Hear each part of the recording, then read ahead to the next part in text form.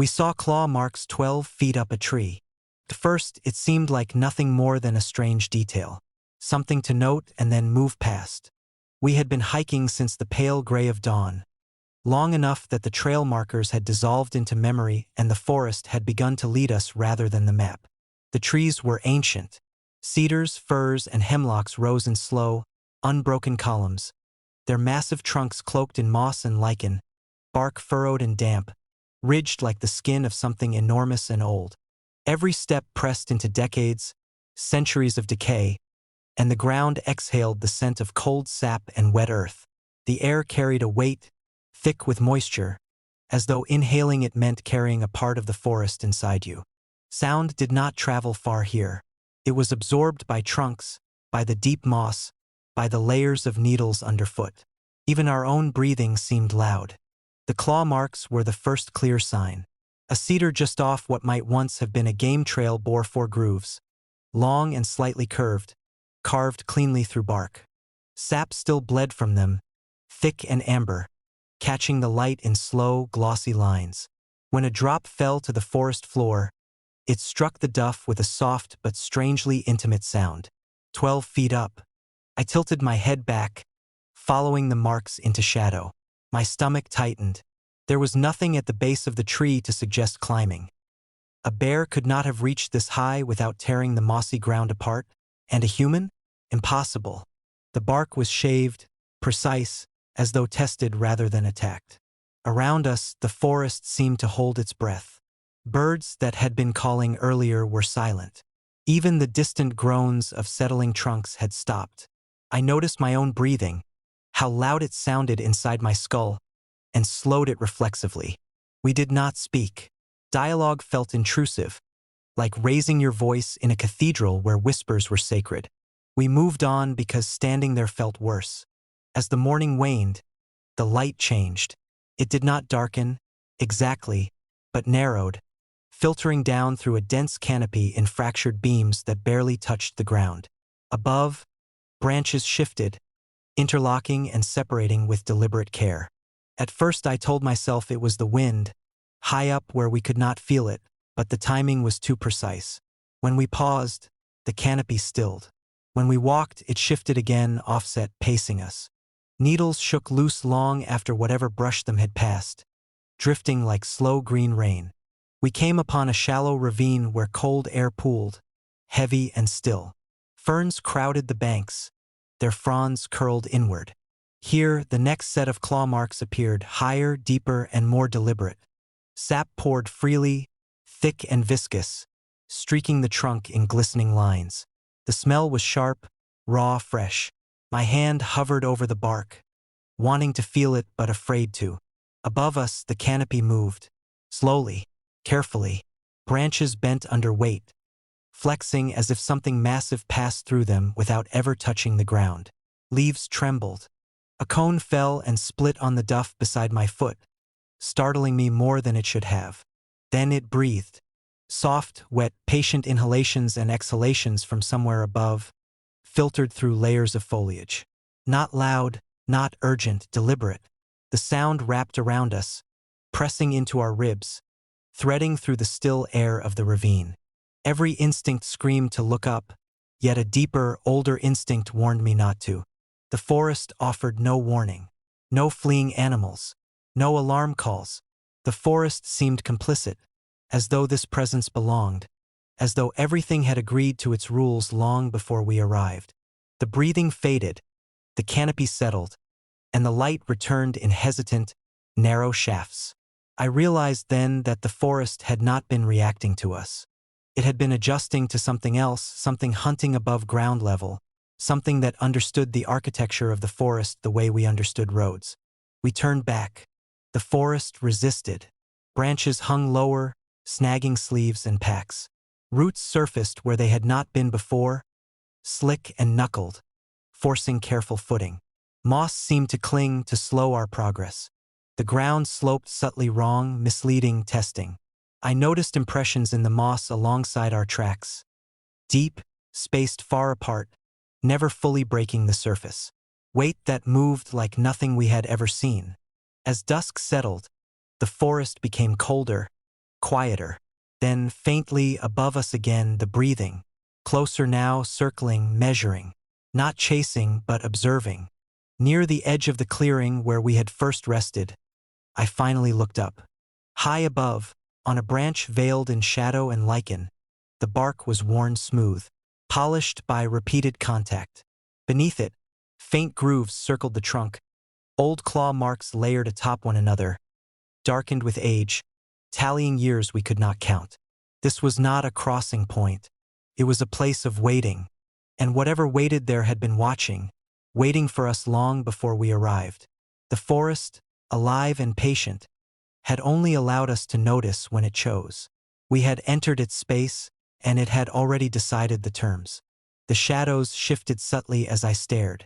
Somewhere above, the faintest scrape traced across bark.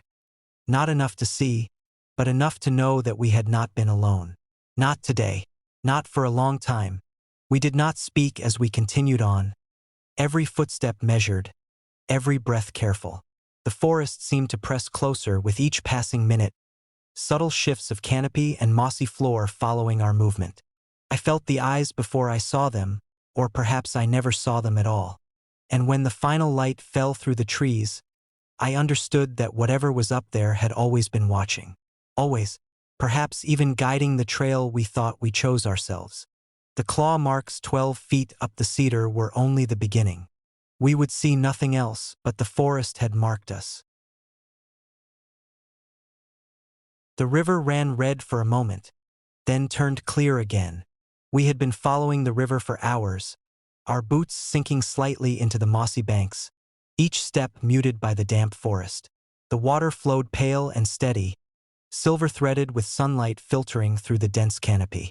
Ancient cedars leaned over the current like silent sentinels, roots snaking into the riverbed, some disappearing beneath the water only to reappear downstream. Every sound was muffled. The birds had gone quiet, the wind reluctant to move.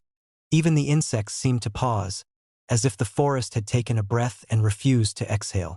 The river was ordinary enough at first glance, but the air had weight, a damp heaviness that pressed against the lungs and carried faint undertones of iron.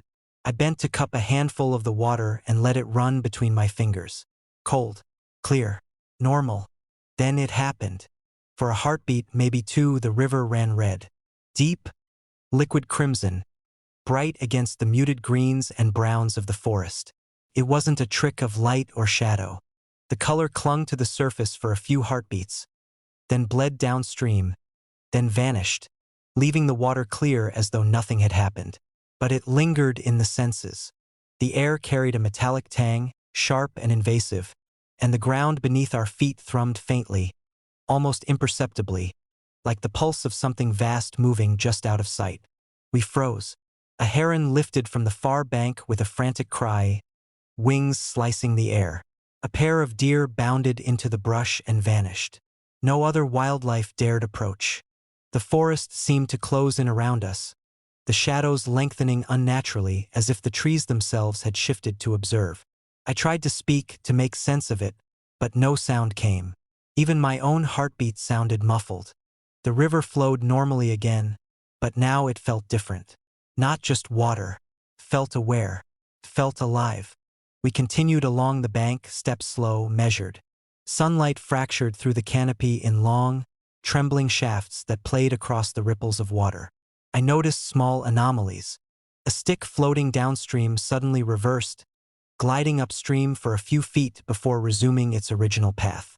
A swirl of leaves reflected the sky, but for a moment, the shapes of our faces appeared in them, only they weren't right. Our own reflections twisted slightly, eyes lingering too long, mouths tilted in impossible angles, moving independently of our own. I stumbled back, shaken, and my companion caught my arm, eyes wide with the same recognition. The river did not mirror. It observed. The vibration beneath our feet returned sporadically, gentle, rhythmic, like a heartbeat in the roots themselves. The red would not appear again.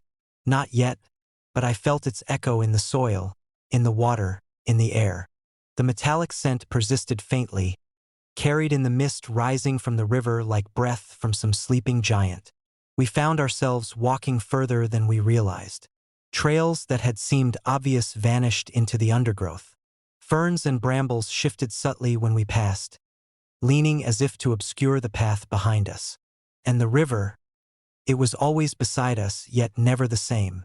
Where the water curved around boulders, it seemed to stretch unnaturally, hugging the bank as though anticipating our steps. I caught movement in the corner of my eye. Branches swayed without wind, and the reflections in the water shimmered. Not from ripples, but as though the river itself were flexing, aware of the space it occupied, reshaping reality. My hand hovered over the water's surface, and I dared only the briefest touch. The cold bit through gloves, but there was something else.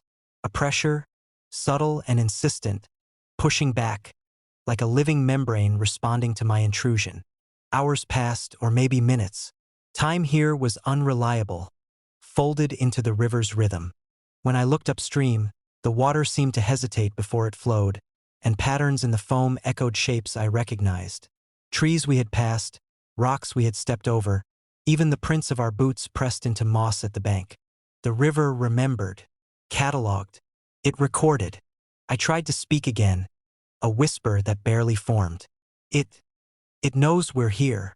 My companion nodded, but we both felt foolish admitting it aloud. The forest had already confirmed our fears. Silence stretched around us like a living thing, pressing our thoughts inward, twisting the edges of comprehension. Then a low ripple moved against the current. Not a wave, not a fish, something larger, something deliberate. The water shifted in patterns, concentric circles radiating outward from a point too deep to see. My reflection shimmered violently, twisting again as if the river were testing me. The metallic scent rose, stronger now, sharp enough to make me gag. And then the red returned. Not long this time, just a shimmer, a heartbeat of liquid flame, coursing down the river in a thin line. The ground throbbed with it, and I swore I could hear something breathing from below, deep, resonant, patient. I pulled my hand back, and the reflection in the water smiled before I did. A shape lingered beneath the surface, subtle, fluid, almost human, but wrong. The red vanished, the river clear once more. Yet the metallic scent persisted, heavy in the air, the heartbeat in the ground slower but insistent. Wildlife had vanished entirely. The forest held its breath. And we understood, finally, that the river did not simply exist. It waited, catalogued, it remembered. I looked at my companion, and we both understood without words. We had crossed a boundary, one that did not forgive ignorance. We had been marked by memory, observed by a presence that was patient, careful, and older than the trees. The river's surface rippled once more, reflecting the sky, and in that reflection, our faces smiled, a momentary perfection of expression that we did not feel. The river had seen us, and it would not forget.